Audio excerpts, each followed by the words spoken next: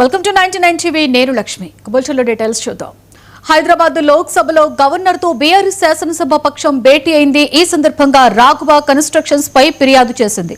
అనంతరం ఆ party working president KTR మాట్లాడుతూ సీఎం రేవంత్ రెడ్డి, మంత్రి పొంగులేటి శ్రీనివాస్ రెడ్డి ప్రజా సంపదను కొల్లగొడుతున్నారని ఆరోపించారు.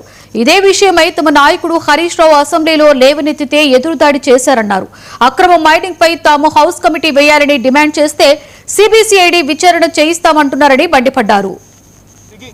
మంత్రి, రాష్ట్ర ముఖ్యమంత్రి గారు, రాష్ట్ర మైనింగ్ శాఖ మంత్రి గారు ఈ అంశాన్ని మేము శాసనసభలో లేవనెత్తితే, మా శాసనసభ పక్ష ఉపనాయకుడు హరీష్ రావు గారు లేవనెత్తితే వారు స్వయంగా ఒప్పుకున్నారు. అవును, నేరం జరిగింది, తప్పు జరిగింది, చేసింది రాఘవ కన్స్ట్రక్షన్స్ అనే కంపెనీ అనే మాట స్వయంగా ముఖ్యమంత్రి గారు, మంత్రి గారు కూడా ఒప్పుకున్నారు.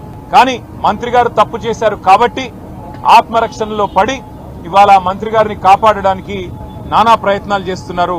అందులో ముఖ్యంగా ముఖ్యమంత్రి గారు ఎదురుదాడికి దిగి మంత్రి గారు చేసిన నేరాన్ని కప్పిపుచ్చే ప్రయత్న భాగంలో వారు అన్న మాట ఏమంటే, గత 10-12 సంవత్సరాలుగా జరుగుతున్న అక్రమ మైనింగ్ మీద విచారణ జరిపిస్తాం, కానీ సిబిసిఐడి విచారణ జరిపిస్తామని చెప్పి ప్రభుత్వం ముందుకొచ్చింది.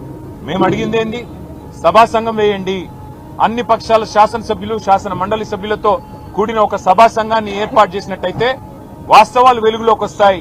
మంత్రి గారితో పాటు వందల అక్రమ మైనింగ్ సంస్థలు ఏవైతే ఈ ప్రభుత్వం, కాంగ్రెస్ ప్రభుత్వంలోని పెద్దలు బినామీల పేర్ల మీద నడుస్తున్నాయో అవన్నీ కూడా బయటకు వస్తాయని చెప్పి మేము సభా సంఘం వేయమంటే, సభా సంఘాలకు విలువ లేదు అంటూ ఇక్కడ శాసనసభ వ్యవహారాల మంత్రి, ముఖ్యమంత్రి స్వయంగా మాట్లాడుతూ ఉన్నారు. వాళ్ళ నాయకుడు రాహుల్ గాంధీ గారేమో జాయింట్ పార్లమెంటరీ కమిటీ కావాలి అని పార్లమెంట్ లో పట్టుబడతారు. అదానీ వ్యవహారం మీద వెంటనే సభా సంఘం వేయండి అని చెప్పి పార్లమెంట్ లో అడుగుతారు. ఇక్కడ మాత్రం వారి పార్టీకి సంబంధించిన నాయకులు సభా సంఘాలకు విలువ లేదు అన్నట్టుగా మాట్లాడారు. నెల్లూరు జిల్లా కొవ్వూరులోని